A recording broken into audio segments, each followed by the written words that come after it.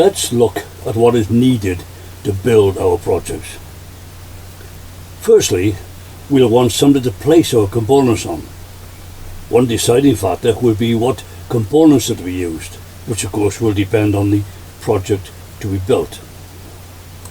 Will the project be using through-hole components, the type with long wire leads, or will it require service mount components that have no leads but have pins that are component terminal connections to the outside world? I suspect that as a first-time constructor, you will be using standard components with long leads. These will be resistors, capacitors, which can be radial types, and these are round with two leads at one end, or axial types which have a lead at both ends. Diodes, transistors, and maybe integrated circuits will be used in your project. The material used will also depend whether you want the components to be soldered or not. This will largely depend if the project is going to be a permanent fixture or a practice project, or for prototyping to check out and evaluate a circuit design. A temporary project can be made using breadboard. This is a plastic board with holes that have wire connections embedded in it. The component leads are pushed into the sockets and the connections made, avoiding the use of a soldering iron. The sockets are arranged in rows and columns so that other components can easily be connected together, or via linking jumper wires where the components are not in the same row directly connected. It is easy to make component and wiring changes using this type of construction. It is always a good idea, if making a relatively simple project from a magazine or other source, to make a temporary circuit on breadboard before committing it to a PCB, which is of a permanent construction.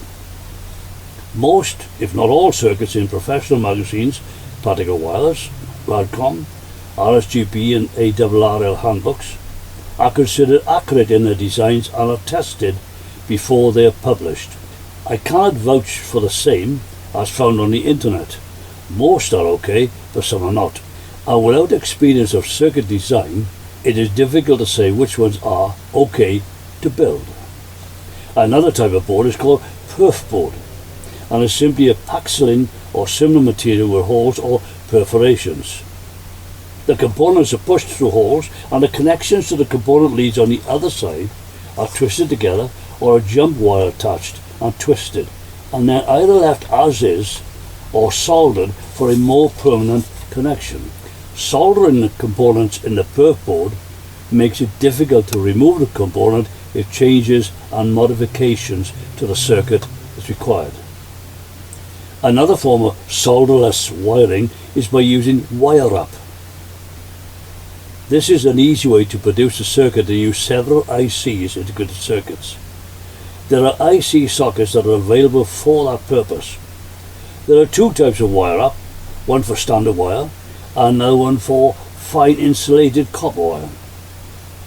Once again, as with perf board, it will be difficult to make changes to the circuits.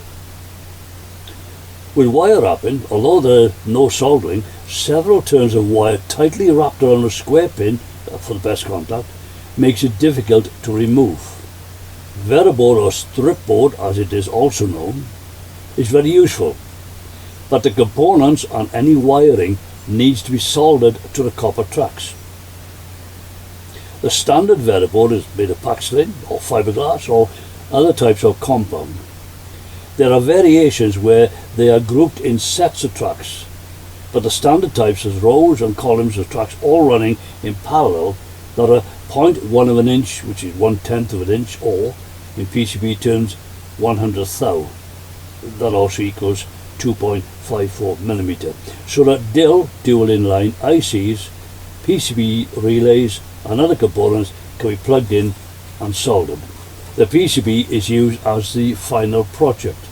It can be single-sided, with the copper tracks made on one side with a plain uncoppered board on the other, or double-sided, which has both sides laminated with copper and is used for RF projects where there are tracks on one side and a copper ground plane on the other. The copper plane side can also have tracks put on there. and are connected, where applicable, to the other copper track side.